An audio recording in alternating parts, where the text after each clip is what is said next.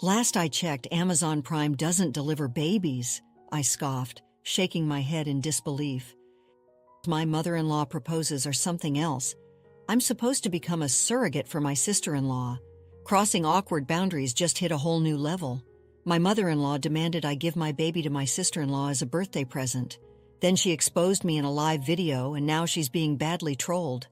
I don't know if anyone can relate to my problem or has even heard of such a thing.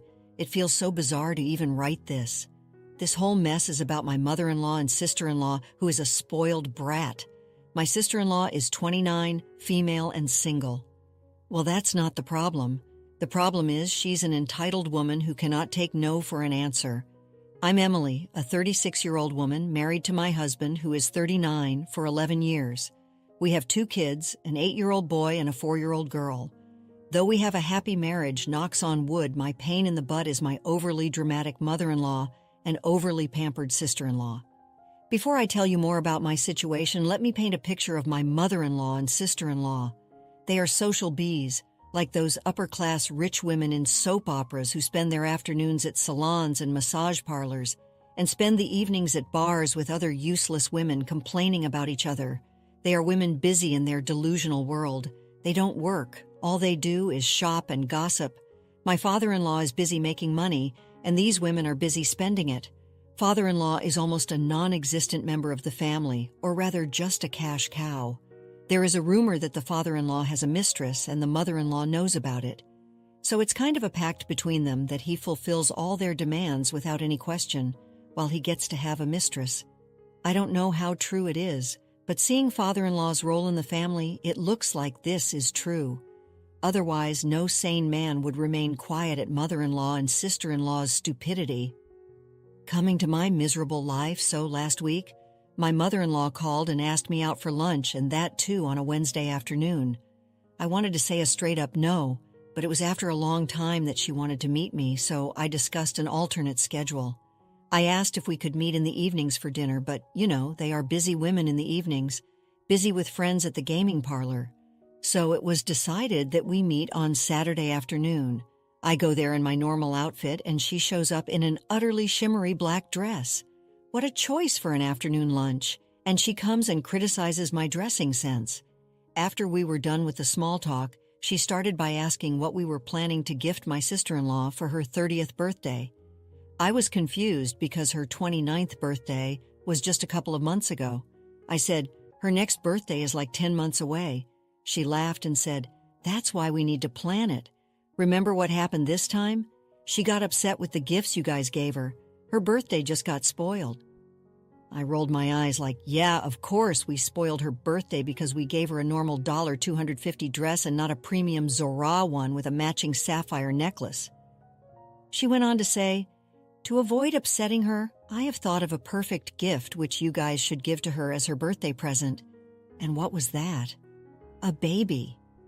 That's right. She wanted me to have a baby for her entitled brat. I was aghast.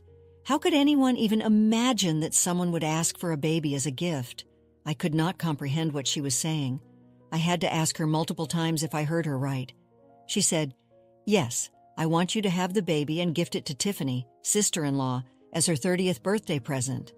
I flipped out. And why do you think I would do that? To cover for your substandard gift this time, you ruined her 29th birthday, so you owe this to her? I stood up and said, I don't owe anyone anything. I'm not a broodmare to breed a child and give it to her. I stormed out of the restaurant. On the way home, I went to pick up my son from his friend's place. When I reached home, my husband asked me what happened between me and my mother-in-law. I asked him what he had been told. My husband knows my mother-in-law and sister-in-law's tantrums, so he doesn't take them seriously. He said, mother-in-law called him and said she suggested a present for Tiffany's birthday, which I refused to give to her, and hence she was mad at me. I said, yeah, she wanted your child to be given as a gift to your sister. Do you want that? For a moment, he thought I was joking and making up the entire thing. He was laughing, rolling on the floor. When I narrated the entire story, he was horrified. He was like, what? Is she even smoking? I made it clear to him that there was no way I was going to accept her demands. My husband pacified me and said, we are not having any more children and we are not giving it to Tiffany. The next day was Sunday. We both were at home, lounging on the couch, enjoying our day off when our mother-in-law showed up at our house. I said I was tired and wanted to rest and headed towards my room. My mother-in-law stopped me and said she was here to apologize for the last day and asked me to hear her out. I felt so relieved that she finally came back to her senses. She said she was sorry for not giving enough context behind her request. She went on to say, "You know Tiffany is turning 30 next year, and she's been single for a long time. It's driving her crazy. She needs a distraction in her life, and a baby would be a good way of keeping her happy. First of all, a baby is a full-grown human being, and not a cotton candy which is bought to keep children happy. If the spoiled brat needs distractions or purpose in her life, why doesn't she seek a job? But no, the princess doesn't work. She doesn't even lift a finger at her house. By the way, she still lives with my in-laws because she doesn't earn. She doesn't do any household chores because her nails would get chipped. If you meet her, you'll understand that her brain hasn't developed since her 14th birthday. The paint of her room is still pink, and she owns innumerable pink dresses. She has no knowledge of the world around her. She doesn't even know the capital city or the president of the country. All she knows is that a huge sum of money just appears on her card, which she blindly spends at the drop of a hat." I said, "If Tiffany is so keen on having a baby, why doesn't she adopt one?" Mother-in-law laughed and said, "Oh, don't be lazy. It's been a while since you have been pregnant, so get the machinery back in action. Adopted babies are such a risk. Who knows what diseases run in their family? With you guys, it's safe. Can't you do this for your little sister-in-law?" I looked, "Would you please say something?" to my husband. He laughed and said that my mother-in-law was being ridiculous in her ask, and that I have a lot of motherly duties and a career to handle, and amidst this, I cannot have a baby. He also said how weird it would sound that her brother is the father of her child. To this, my mother-in-law responded without a blink, "Why not? Maria's daughter-in-law is also a surrogate for Maria's daughter, so what's a big deal if your wife does the same for Tiffany?" I was like, wait a minute, that was surrogacy. Maria's daughter-in-law carried Maria's daughter's child because she couldn't conceive and carry her child. It was a matter of medical condition there. It's not like Tiffany has a problem having a baby. We would have given a thought to carrying her baby, or even making a baby for her if she did. The situation here is different. We have been asked to make a baby as if we are some sort of baby-making machine. My husband suggested Tiffany should find a guy for herself, settle down with him, and have her own family rather than complicating the situation here. Mother-in-law started sobbing and said her little girl had tried so many times to find a man for herself, but you know how sick men are these days. She pointed toward me and said, "You're a lucky woman to have my son, but dating, not everyone is as lucky as you. Tiffany cannot be with an ordinary man, you know. She has high standards. The man needs to treat her like we do." I said, "Yeah, of course. The last man Tiffany dumped was because he didn't buy her an overly expensive Gucci bag." Mother-in-law tried to justify her pampered princess's butt, but I stood up and said, "I feel nauseated with this discussion and I need to rest. And one more time, we are not going to have a kid to gift sister-in-law as a birthday present." After a while, my husband came into the room. He cuddled me and tried to lighten my mood. I asked him what he said to his mother. He said he had made it clear that we are not having any more children and they should stop bothering us. He said mother-in-law stormed out of the house in anger. Evil witch. Can you guys even imagine how ridiculous of a situation I'm facing? I want to bang my head against the wall or bang theirs to knock some sense into them. I mean, seriously, asking you to pop out a baby as a birthday present?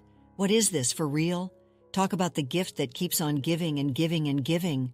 Who knew motherhood came with a side of the human present factory? And let's not even get started on the whole find a man for Tiffany saga. High standards are one thing, but expecting Prince Charming to ride in on a unicorn and whisk her away to a castle made of gold? Yeah, good luck with that. But hey, kudos to you and your husband for standing your ground. No baby-making factories here, thank you very much. And as for mother-in-law and sister-in-law, well, maybe it's time they traded in their tiaras for a reality check. Update 1. Hey all, thanks for engaging in my post. Some of the comments were truly hilarious. You guys are right in saying that sister-in-law is mentally, well, let's just say she's not the sharpest tool in the shed. Even if I feel this way, both my sister-in-law and mother-in-law need to get their brains checked. Maybe they got buried under the pounds of makeup. Had it been any other normal people, they would have backed off with the last conversation we had. But here we are dealing with two maniacs. Until now, it was just my mother-in-law, but now my sister-in-law also got into the picture. I tell you guys, she's 100 times more difficult to talk to because she says she doesn't understand logic. As I mentioned in my last update, my mother-in-law ruined my Sunday with her baby-making pitch. A week later on the next Sunday, bam!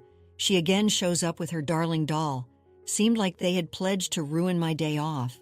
Tiffany comes in wearing a skirt and a comfy blouse. This was the first time I had seen her without her teeny tiny skinny clothes, but her hair and nails were done perfectly. My mother-in-law points out and says, "Do you see? Tiffany has already started dressing like a mommy." So this was the reason for her changed dressing sense. Do they think that changing your wardrobe would make you a mommy? Changing your clothes and bam, you're ready to be a mom? Tiffany smirked at me and said, "I'm perfect in whatever I do." And then she rushed to hug her big brother as if he had not met them for ages. Remember I told you she behaves like a 14-year-old cutie pie? She screams as if everyone is standing far apart. When is the good news coming? My husband acted dumb and asked what good news she was talking about. She smirked and said, "I know you want to give me your baby as a surprise gift on my 30th birthday, but Mom's a spoiler. Now I know what your plan is. I'm so excited to be a mommy of a cute little girl. I've already started shopping for her." My husband stopped her in between. Glad he did because I was about to smack her head. He said, "That's not true. We're not going to have any baby. Forget about giving it as a gift." For a long time, she thought he was trying to hide it to not ruin the surprise. How delusional, you see. When she ultimately realized that she was not getting a baby present, she screamed at me, "Why not? You have always been cruel to me. This is your chance to make it even. Come on, go. You guys give me a cute baby girl." I said, "Tiffany, we're not running a baby supply business where you order a cute baby girl and you get one. Do you even know how babies are made?" She mellowed down and said, "You know I have always wanted a baby girl. I have so much love in me that I want to shower on my baby. And you all are depriving me of that. That baby is going to be the luckiest to have me as the mommy. I'm going to raise her as a confident and successful woman. I assure you guys are going to be proud and won't regret a bit." You see, that's why I said you cannot talk to her. This witch is mindless.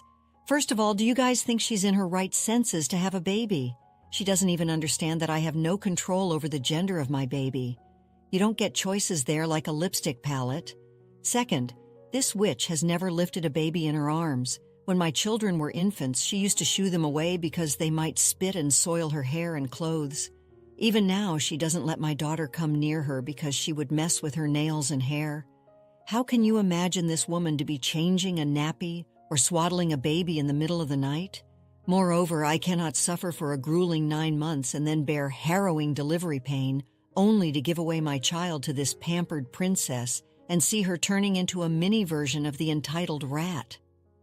Tiffany was still blabbering her case of proving to be a great mother, but I had zoned out in my thoughts, which I wrote above. Suddenly I stood up and said, "Look, Tiffany, I know you would hate me for this.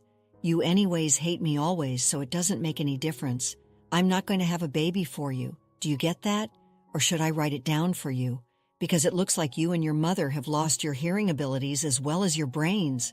My husband gestured at me to go easy, but I had lost my mind at their craziness. I told them that I didn't want any further discussion about this, and that if they still pester me, I would block them from my house. I came to my room and slammed the door. I don't know, I might have overstepped my boundaries, but hey, look at them. I have no words to describe their toxicity. My husband tried to hint that I was outspoken, but I was so mad at everyone that I didn't dare say anything further. He just said that his mom and sister called him a yes man and left. I don't care what they say. He needs to stop being a good person to everyone. This Sunday, I was again prepared for another showdown, but it has been silent, and I want to have it this way. I hope this nuisance ends here. Well, looks like you've got yourself a double dose of insanity in the form of your mother-in-law and sister-in-law.